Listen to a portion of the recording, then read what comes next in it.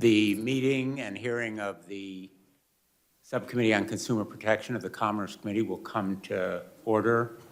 I'm very pleased to welcome my colleagues, and I want to thank Ranking Member Senator Blackburn for her cooperation and collaboration. We've been working very closely.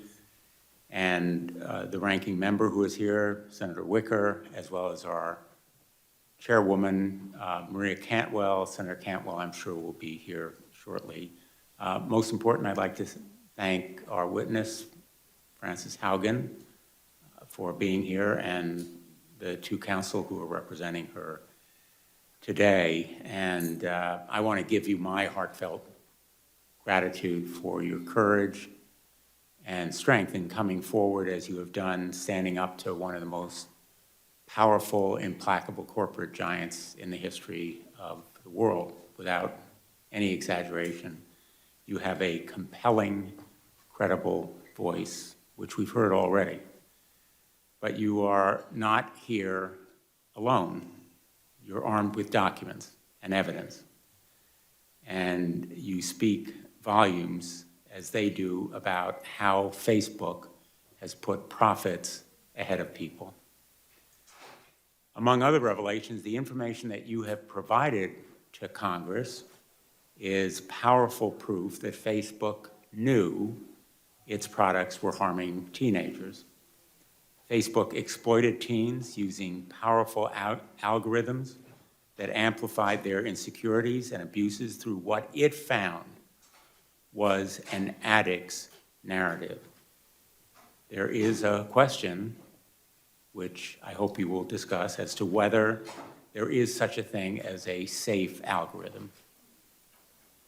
Facebook saw teens creating secret accounts that are often hidden from their parents as unique value proposition. In their words, a unique value proposition, a way to drive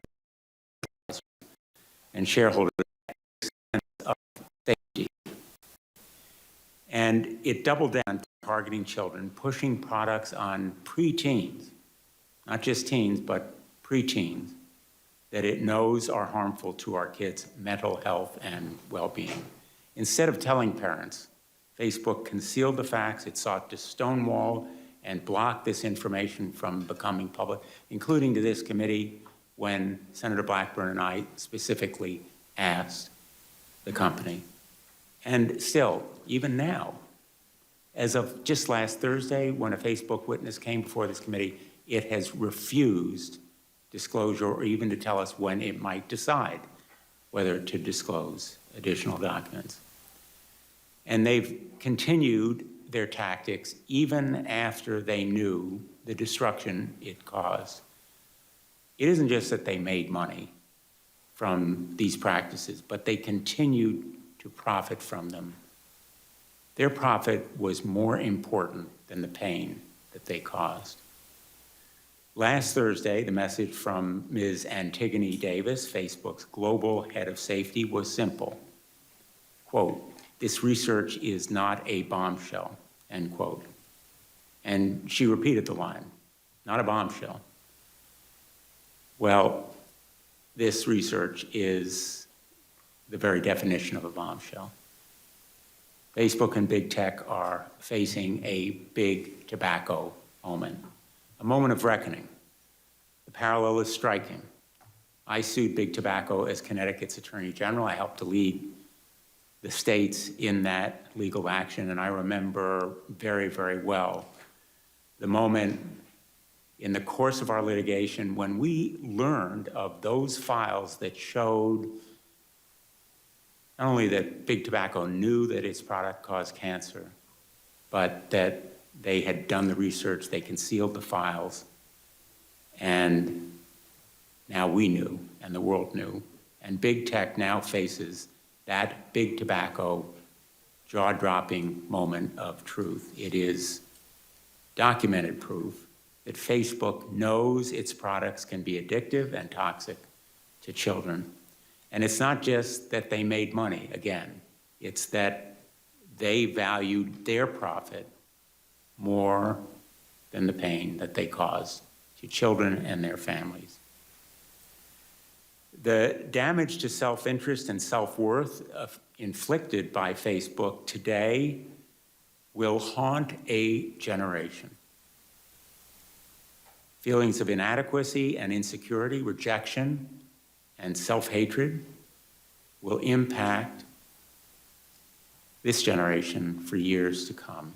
Our children are the ones who are victims. Teens today, looking at themselves in the mirror, feel doubt and insecurity. Mark Zuckerberg ought to be looking at himself in the mirror today.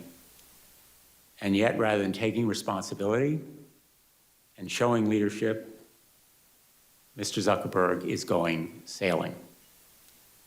His new modus operandi, no apologies, no admission, no action, nothing to see here. Mark Zuckerberg, you need to come before this committee. You need to explain to Frances Haugen, to us, to the world, and to the parents of America what you were doing and why you did it. Instagram's business model is pretty straightforward. More eyeballs, more dollars. Everything Facebook does is to add more users and keep them on their apps for longer.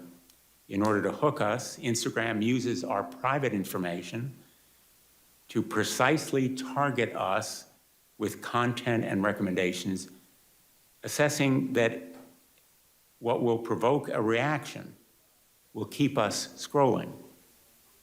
Far too often, these recommendations encourage our most destructive and dangerous behaviors. As we showed on Thursday, we created a fake account, my office and I did, as a teen interested in extreme dieting and eating disorders.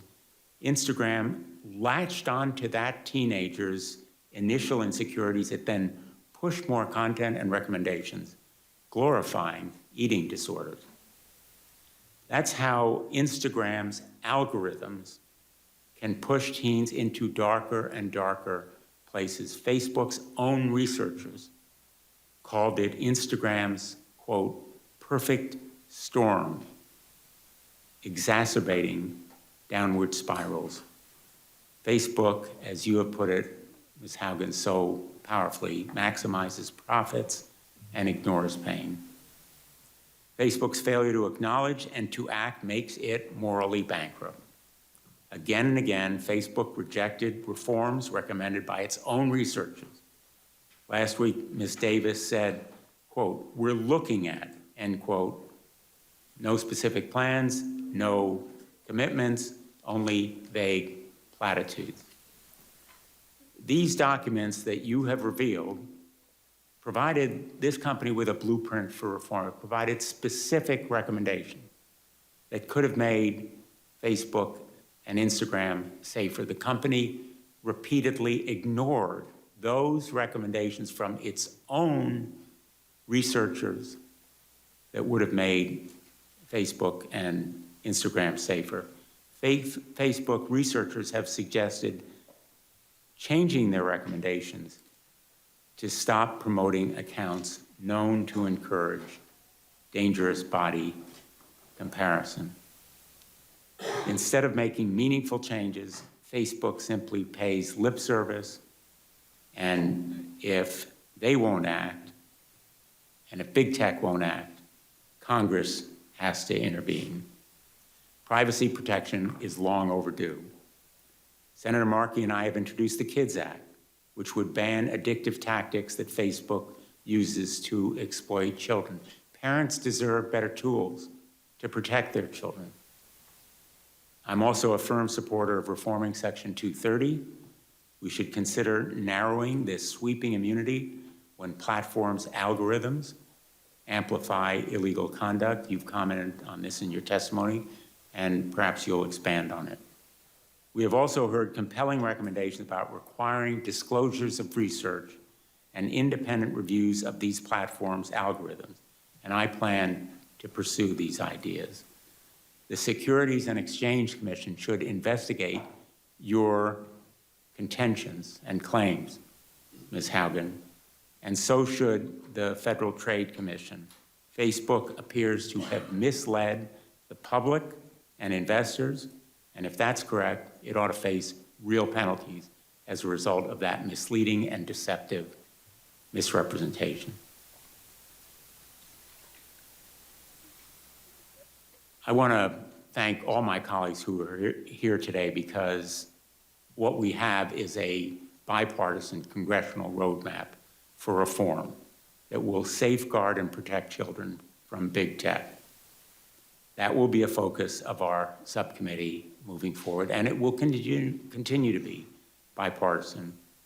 And finally, I'll just end on this note. In the past weeks and days, parents have contacted me with their stories, heartbreaking and spine-chilling stories about children pushed into eating disorders, bullying online, self-injury of the most disturbing kind, and sometimes even taking their lives because of social media. Parents are holding Facebook accountable because of your bravery, Ms. Haugen, and we need to hold accountable Facebook and all big tech as well. Again, my thanks to you. I am going to enter into the record a letter from 52 state attorneys general and from 2 members of the Youth Advisory Board of Sandy Hook Promise, as long as there's no objection. And I will now turn to the ranking member, Senator Blackburn.